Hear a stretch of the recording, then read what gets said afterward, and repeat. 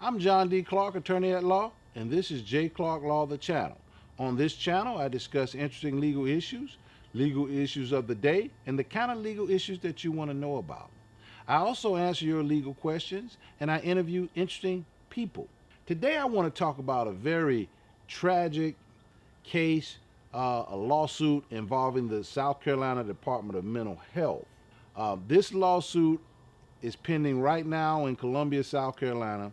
And what the lawsuit alleges is that employees of the South Carolina Department of Mental Health suffocated in attempting to restrain a 35-year-old patient who was suffering from Klinefelter syndrome, suffocated this man and caused his death.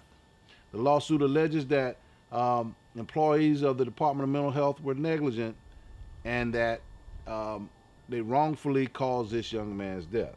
The South Carolina Department of Mental Health is a state agency that provides services to mental health patients throughout South Carolina. They have hospitals, they have clinics, they have therapy centers, they have all types of facilities around the state.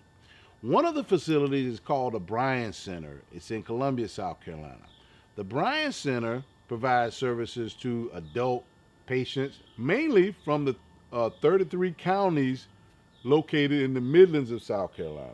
What this lawsuit alleges is that Mr. William Avant, he was a 35-year-old resident of Georgetown, South Carolina. As I said, he suffered from Klinefelter syndrome. And what Klinefelter syndrome is, it's a syndrome that has symptoms or characterizations of a person being very shy, but the person can become very aggressive and impulsive. And apparently, Mr. Avant had this condition, and he had mental health issues pretty much all of his life. He started getting mental health help when he was 9 years old. At the time of his death, he was 35 years old. He had been a resident of the Bryan Psychiatric Hospital since 2017. So here's what happened to him. On or about January 22nd, Mr. William Avant was supposed to go home the next day to attend his grandmother's birthday party. Apparently, he was very excited about that. The day before he was supposed to go home, he was involved in an altercation, which the family's lawyers say was not his fault. To punish him for the altercation, the staff at the Bryan Center told him that he could not go home the next day to his grandmother's birthday party. That angered him. That upset him. And so he started acting out. And the next day, apparently what he did, he kicked some plexiglass or some structure at the hospital, became agitated. The hospital staff attempted to restrain him, and therein lies the problem. What the lawsuit alleges is that the staff used improper techniques to restrain him.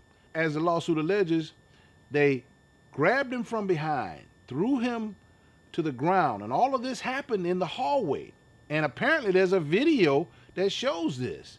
But they threw him to the ground, placed him on his stomach, and several staff members jumped on top of him. And what they did is they held him down for approximately 4 minutes. After 4 minutes, he was not breathing anymore, and the man subsequently died. That's what happened in this case. The lawsuit alleges several allegations of negligence against the South Carolina Department of Mental Health and its employees. Probably one of the most egregious allegations is that while this 35-year-old man is being held down on the floor in the middle of the hall by several employees lying on top of him, a psychiatrist and a family nurse practitioner stood and watched these events and did nothing about it. That's probably one of the most egregious allegations in the lawsuit. But what the lawsuit says is that as they held this man down for 4 minutes, he suffered emotional distress, anxiety, fear, and hopelessness. He couldn't move. He couldn't breathe. And he ultimately was suffocated and died. The lawsuit also alleges that the Department of Mental Health was negligent in its efforts to try to resuscitate him. In other words, when they found out that he had a problem, they didn't act properly. They didn't know what to do. The ambulance report, EMS was called, and what the EMS report says is that there was so many people around the scene, and the scene was so chaotic, they had to take the man out of the building to the ambulance to try to resuscitate him because so much chaos was going on in the building. As I said, there's a video of this, and apparently 27 people were in the area after this man stopped breathing, and there was so many people and so chaotic, the EMS workers couldn't work on him in the building. They had to take him out to try to resuscitate him. Now, this lawsuit is brought by this man's family, and it's been reported in the state newspaper. But the state newspaper, when they found out what happened, they did their own investigation.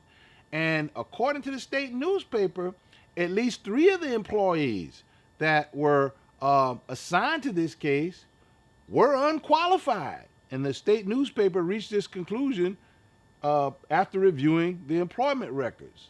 So in other words, the Department of Mental Health had at least 3 employees working with this man who were not qualified just based on the documents.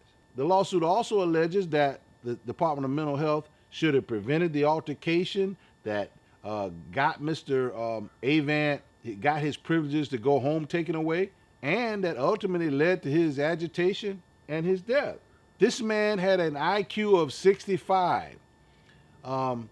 And one of the state's experts has said that when he got agitated, the employees only took 2 minutes to try to calm him down. And after 2 minutes, they resorted to physically trying to restrain him, and they restrained him improperly. And while they were trying to restrain him, they suffocated him. The lawsuit alleges that it was improper for them to lay him on his stomach and pile on top of him and not monitor his breathing. If they had not positioned him in such a way and put so much pressure on him and monitored his breathing, then this would not have occurred. There are a couple of bizarre elements to this case that I should have told you about earlier.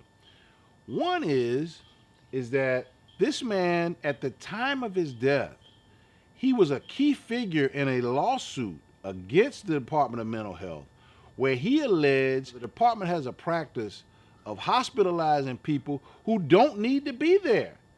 And he was a key figure in this case against the Department of Mental Health, and he comes up dead as a result of the staff suffocating him. And he had a lawsuit going against him. The Joint Commission is apparently a body that provides accreditation to these mental health hospitals. As a result of this, they have decided to investigate the Bryan Center. So there you have it, a lawsuit pending against the South Carolina Department of Mental Health in Columbia, South Carolina, by the family of William Avant, a 35-year-old resident of Georgetown who suffered from Klinefelter syndrome. The lawsuit alleges that he was improperly restrained and that the staff suffocated him.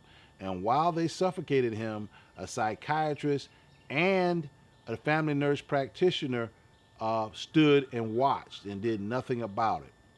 The records indicate that the psychiatrist and the family nurse practitioner are no longer employed with the Department of Mental Health. When contacted, the Department of Mental Health wouldn't say why they're no longer employed, but you probably have a good idea why they're not, because of the allegations in this lawsuit.